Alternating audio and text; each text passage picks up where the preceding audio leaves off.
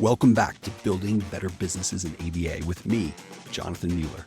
It's a weekly podcast about the forces reshaping our autism services field. Learn from successful entrepreneurs, payers, investors, and leaders in applied behavior analysis. Thank you, kind listener, for letting me into your world today. Now on to the show.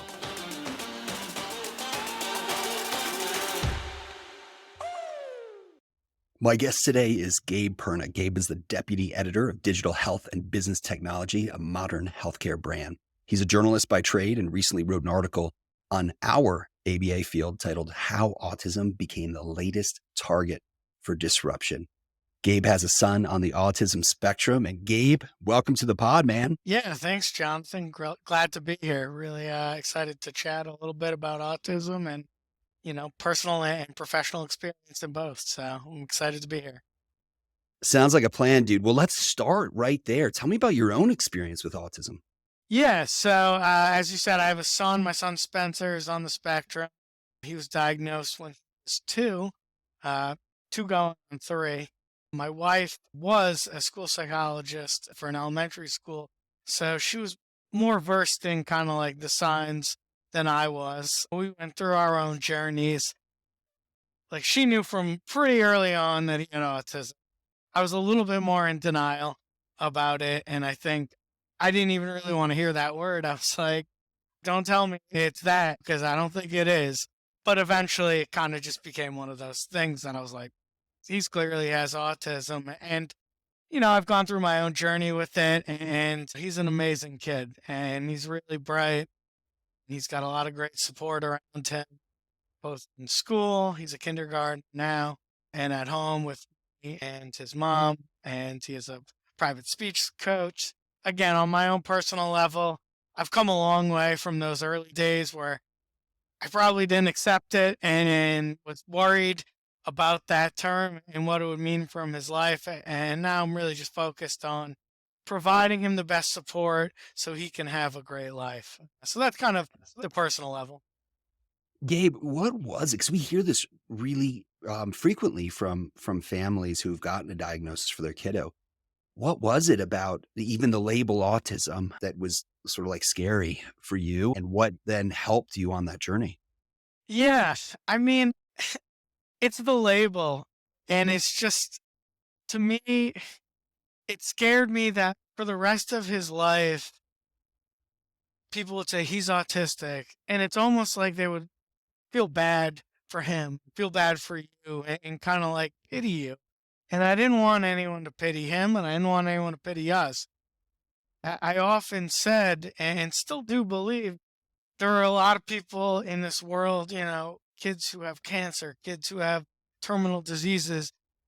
You should feel bad for those people, for those kids and those parents, because that is tragic. And this isn't tragic. It's something that he lives with. It can be something that, is a powerful element to his personality, and it is a powerful element to his personality. And obviously there's things about it that hold him back that other kids don't deal with. But yeah, it was just that label that for the rest of his life, people would be like, oh, he's autistic. Okay. But I think over time, I realized, this is way more common than I realized. And that has helped me along the way, talking with other people who have autistic kids and hearing like what their kids have done and gone on to do. Just seeing what an amazing kid he is. And it doesn't really matter what label you want to give him. He's Spencer, and he's a great kid, and he's very smart. And yeah, there's things about him that are challenges. I'm not going to lie and say there are not, but that's every kid, isn't it? I mean, what kid doesn't have challenges that you as a parent have to tackle head on with the kids? So I think just over time, that was kind of what changed it for me. Well, dude, high five, brother. I can't tell you, Gabe, how much I appreciate you, your humility and courage in coming on and talking about it, because you're helping other parents, right, to have those conversations. I want to transition you. You recently wrote this article, How Autism Became the Latest Target for Disruption. And full disclosure, you interviewed me on the article. I was quoted in it. It was a really thoughtfully done article. So nice work on that. But tell me more, Gabe, what disruptions are coming for the ABA Yes. field? Yes. A little bit of background for the ABA folks who aren't as familiar with the digital health world, but in the last 3 or 4 years, digital health technology has really kind of come into its own. With the pandemic forcing more people to do virtual care, it's just become more of a thing. And with that interest, you're seeing more venture funds, more private equity funds, just more money being poured into the space. And people in finance see an interest. They see the fact that ABA is a covered benefit by insurance. They're going to go towards it. I mean, that's kind of our healthcare system in a nutshell. That's a different story. But virtual health has become a lot more popular. And as a result, it's gone into the autism world. And I kept getting emails, pitches from companies doing things with autistic children, autistic adults. And obviously, with my background, my ears perked up. And I thought, man, what is going on in this autism space? What's kind of the disruptions, so to speak, that these companies are doing? And are they helping kids with autism? Are they hurting kids with autism? Are they helping parents? Are they hurting parents? My kind of journalistic hat went on, and I thought, let me look into this a little bit because it's a decent amount of money. Um, we're talking hundreds of millions. There are some bigger companies that I'm sure your audience is more familiar with, like the Elements of the world. But there are a lot, and it's not just ABA too. It's other different kinds of companies. It was just interesting to me. And I just went into it, and I think what I came out of it is it's still emerging, and ABA as a field is still emerging. So you're really bringing on two kind of emerging things at once, virtual health and ABA. And there are some good there are some good ideas, there are some good companies, and then there are some that may be too much too soon, growing too fast, trying to do too much. I think and I talked to this with you and Amanda Ralston, a lot of people who I interviewed for this piece, who are pro telehealth, pro virtual health, not opposed, but a lot of people thought, hey, like maybe we should slow down. Maybe there should be more guardrails so no one here is negatively impacted by what's going on. Because there's just a lot going on. There's a lot of virtual health, autism therapies just happening right now. Yeah, absolutely. And I think one of the things that payers who pay for the services, right, Medicaid insurance companies, will describe. My perception has been they've always been skeptical of ABA, not just because it's so expensive, Yeah. but because it's single subject design, which is very different from the randomized controlled clinical trials. And so you add this layer of having to get into a telehealth environment where certainly there is a research base out there around virtual medicine, but as it applies specifically to ABA, as it applies to, are you doing it for parents, right? For parent training or to supplement parent training versus are you using it as, a supervision overlap for BCBA, RBT versus are you trying to deliver ABA directly by telehealth directly to a kiddo? Like those are all potentially different kinds of disruption. And I think your word is a good one here. Is just what are some Right. guardrails, right? And the evidence base that comes along with that. Go ahead. Well, I was going to say, I mean, it's just that complexity that you talked about. I talked about this with a gentleman named Aaron Bloucher Rubin, who's a pretty big advocate in the space. And, his words were, and again, none of these people are anti virtual health. They all think there's a need for it in ABA, but it's just autism is very complex. And the old saying is if you have one kid on the autism spectrum, you have one kid because just everyone's different. And because ABA is still someone new and emerging, there's not like a standard for what my kid does versus what your kid does. It's just so different that it's hard to scale, which is a big part of where venture and private equity wants their business to go. They want to make money. I mean, that's why they put money into businesses. So, yeah, that complexity makes it hard. Yeah, well, Well, tell me, Gabe, because you are deputy editor of digital health and business technology, so you cover not just autism services, but a whole range of healthcare. So I think your vantage point is really important here. Are there other disruption analogs that you have seen in other healthcare fields that could help us see what's coming for autism services in ABA? Yeah, if you look at mental health right now, mental health has become a big area for virtual health because you don't like touch. I mean, you don't have to touch anyone. There's no physical interaction between the patient and the clinician. And I think and for that reason, it's farther along than pretty much anything else because there's an obvious use case for it. There are parity laws, overpayment, and it's just there's a shortage of mental health providers in this country. So people are more willing to go the extra mile. Not to mention, as a country, our mental health needs have never been greater because of the pandemic. So I think that's an area where virtual health has moved along. And I think a lot of the stakeholders agree okay, this is an important tool to increase access to people, not just people who live in urban and kind of more well-to-do areas, but rural areas, underserved patients. Like there's just so many benefits. So there's more of like, I don't want to say a guideline because there's really no guideline. They're still figuring out all areas of virtual health because it is so new. But there's more established protocols, I believe.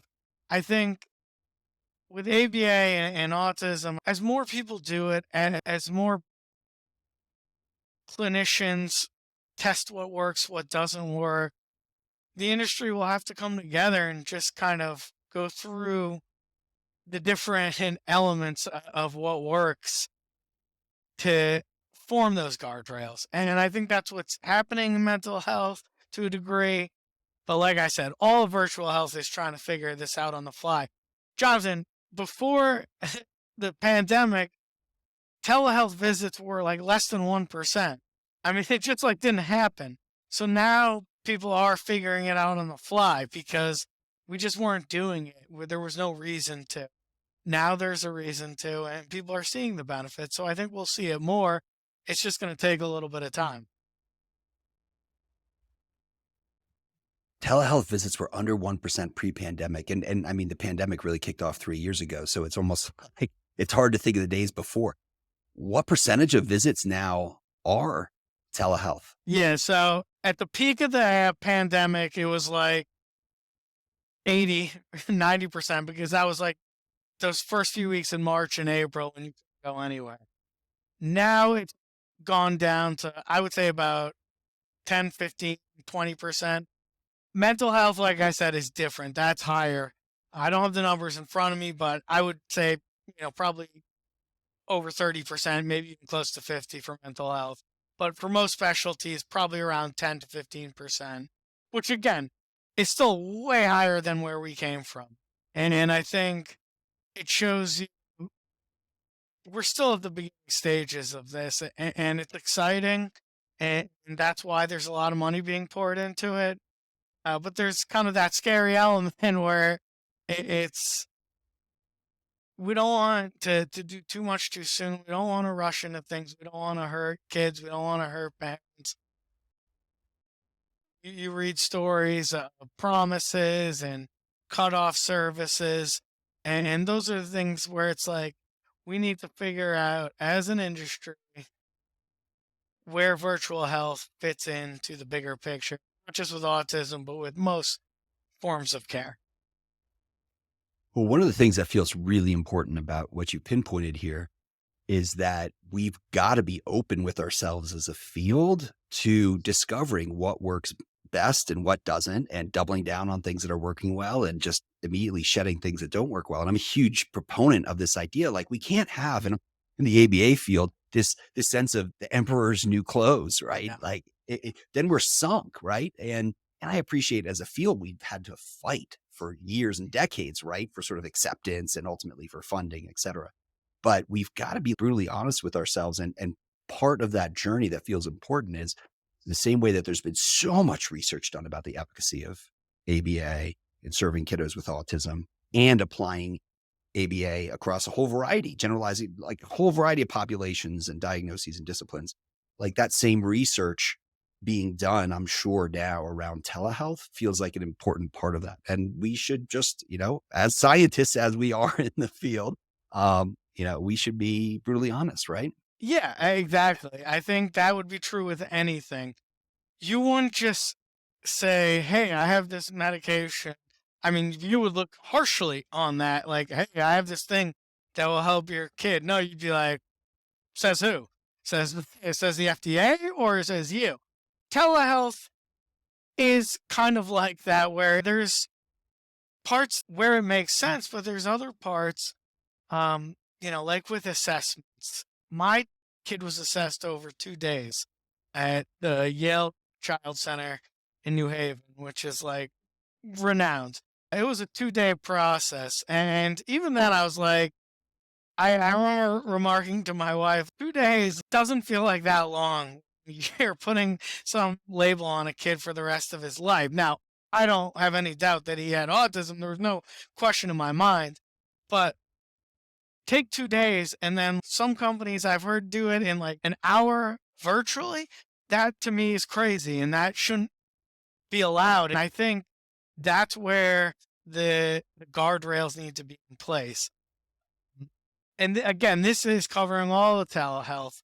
There are rules in place on what you can get prescribed, and whether you can get prescribed via telemedicine or if you have to be in person and establish an in-person relationship. Across healthcare, they're figuring this out because telehealth is new because no one was using it. And autism is no different. And because autism is an emerging field, because it's a field with money now, and because it's primarily children, we need to be super cautious, like you said, self-critical, even if it feels over the top. I would think that would be better than just taking everything and, saying, "Oh, Well, Gabe, I wanted to shift gears a little bit here because you are the first journalist that I've had on the podcast. So that's extraordinary to me. And, I am a voracious consumer of content, both journalistic content and now what we're seeing so many content creators these oh days. my God." It feels like the lines between like journalism and I don't know if you call it citizen journalism or just content creation, they're like totally getting Blurred. Yeah. blurred. So can we help me step back a little to the basics and like what does high quality journalism look like to you? So I think, and it's funny, you're right. When I started this field, none of that existed. I mean, there was no, Twitter was just getting started. Facebook was still really only for college kids. Social media I don't even know what LinkedIn was. If it was around back then, it certainly isn't what it is now. So social media has definitely pushed that to the forefront. Um, and it's scary, right? Because you see people on TikTok with millions of followers saying something that's just blatantly false. And you're like, oh my God, people believe that. Kids believe that. What are we doing? With anything scientific, to me, it has to be verified, it has to be clinically researched. I get a lot of pitches. I mean, a lot. And I'm very, very careful as to what I'll even entertain because there's so much out there. I'm thinking, were you published in a peer reviewed journal like JAMA or Health Affairs? Or do you have a viable business model and clients and customers? Um, these are some just the starting points. And I think as a journalist, it's really our job to verify and critically look at some of these new age innovations, whether it's technology, whether it's pharmaceuticals, whatever it is. It's our job to verify and make sure that they're legit because there's just a lot of snake oil out there. Obviously, the one that a lot of people point to is Elizabeth Holmes with Theranos. That was a huge story.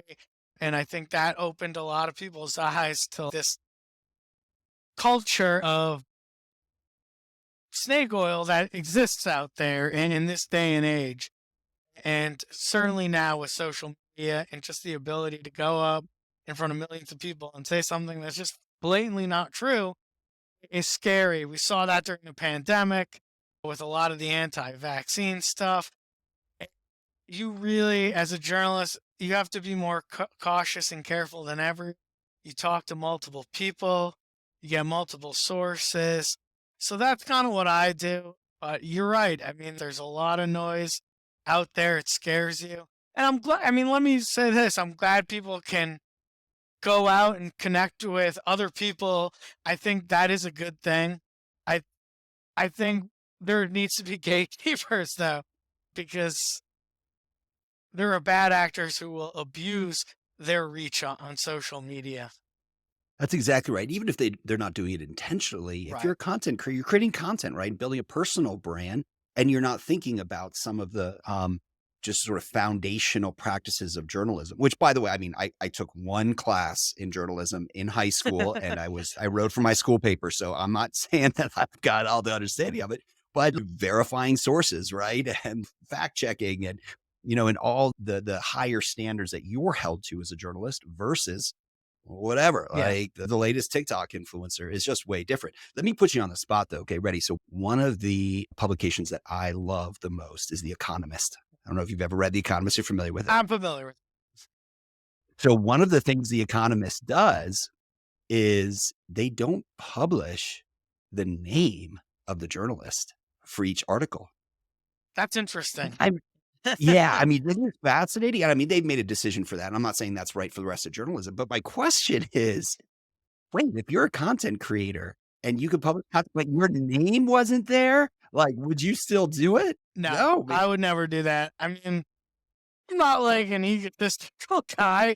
I don't need to be patted on the back for whatever. But at the same point, the autism article that I wrote, that took weeks to come together.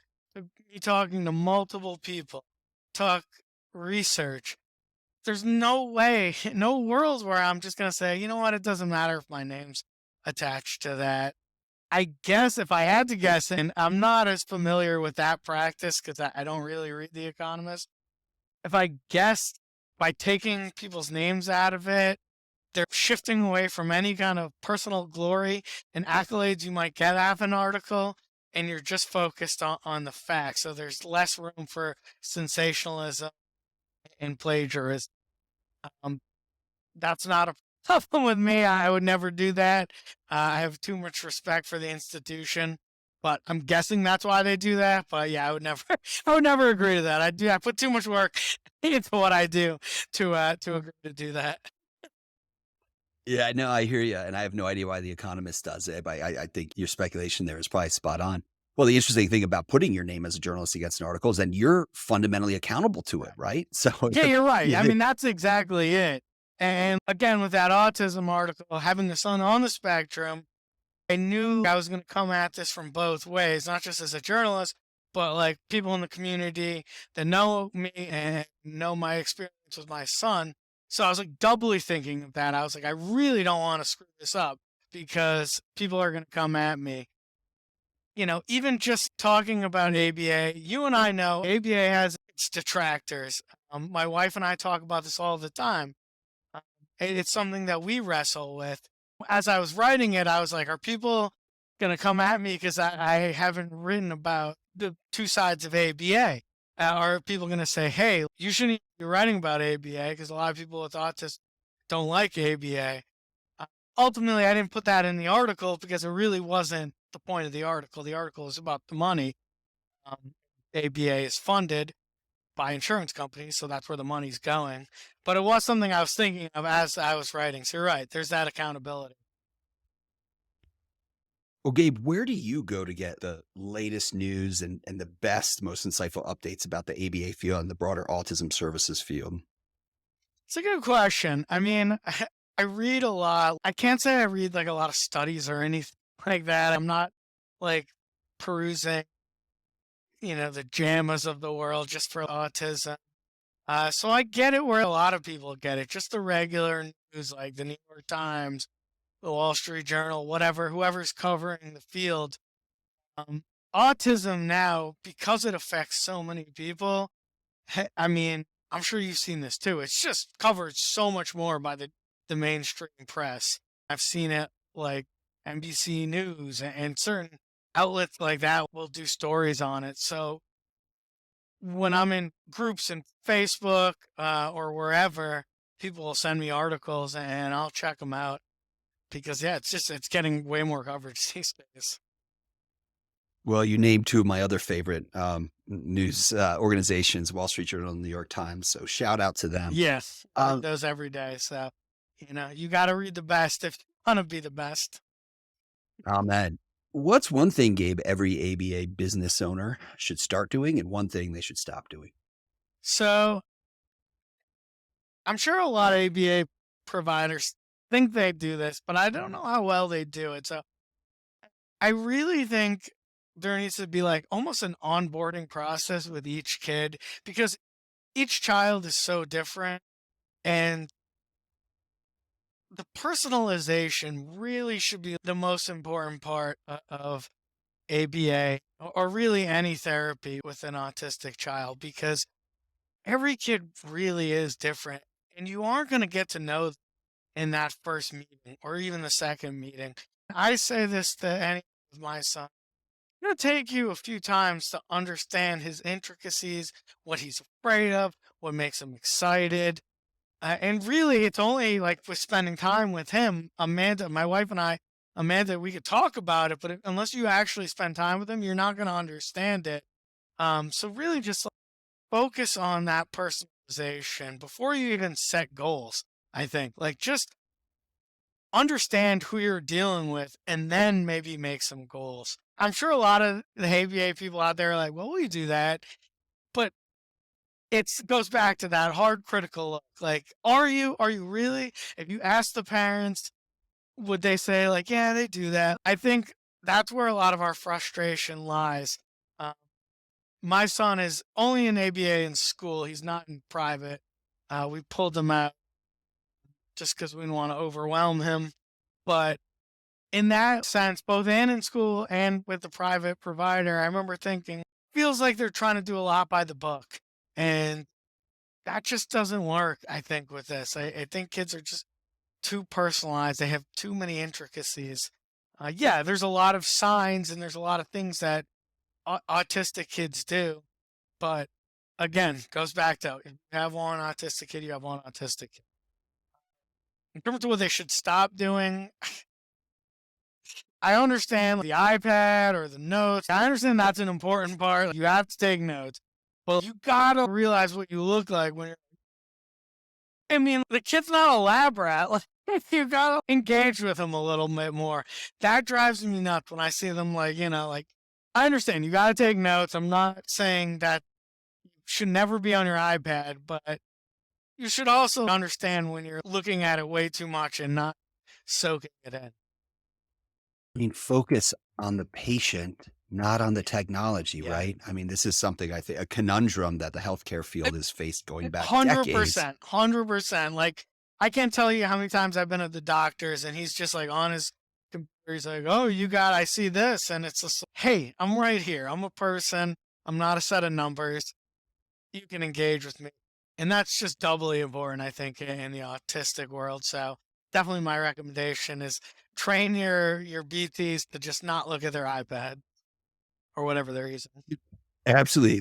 Look as a patient or as a Look me parent, in like the look me eye. in the fucking eye Yeah. and ask me open-ended questions and then listen, right? And I mean, you're getting me on my soapbox here, but we try to teach our son about eye contact and being able to engage with someone. You can't teach a kid that if you're looking at your iPad and not really like looking them in the eye. So, yeah, the big pet Oh, peeve of so mine. beautifully said. Well, Gabe, where can people find you online? So you can email me, gabriel.perna@modernhealthcare.com. I'm on Twitter at Gabriel S. Perna. And I'm on LinkedIn. If you do Gabriel Perna, you should find me. There's not too many of us out there. But yeah, I'm always around, happy to chat. I love chatting with people in the autism tech world. I love chatting with people in the autism world. I learn something every day about it. Um, I learn something from my son every day about it that he surprises me. And I think, going back to that first conversation about my own journey. That's been a part of my journey. It's just like understanding how special he is, not looking at him as a label, not looking at it as a Spencer with autism, but just Spencer Perna, a great kid who's got a lot of cool talents and, really will wow you if you talk to him. So I love talking about this with other parents for sure.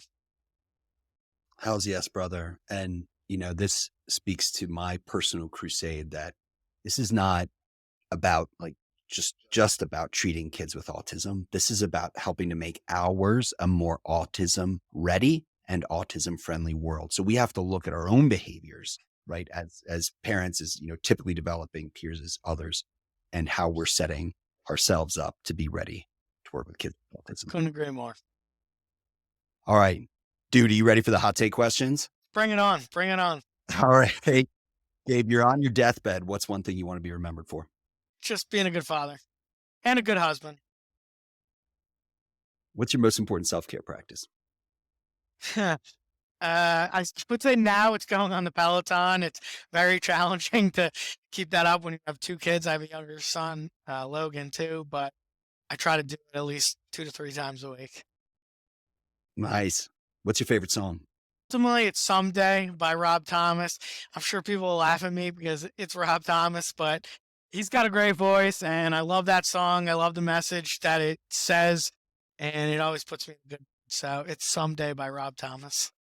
Wait, is this the same Rob Thomas from White Matchbox? Zombie? No, from Matchbox Oh, no, 20. Matchbox 20. Yeah, I got you. which I I got love. you. I mean, I love Matchbox 20. I was a big fan of theirs growing up. Um, you go through different musical phases throughout your life, but that's one that's always stuck with me, and that song always puts me in a good mood. So Love it. What's one thing you tell your 18-year-old self? enjoy life while you can. And I say this, I mean, I love being a father and a husband. I wish I had lived a little after college and maybe done some fun things. I went right into work, and it was a different time with the recession in '08, '09.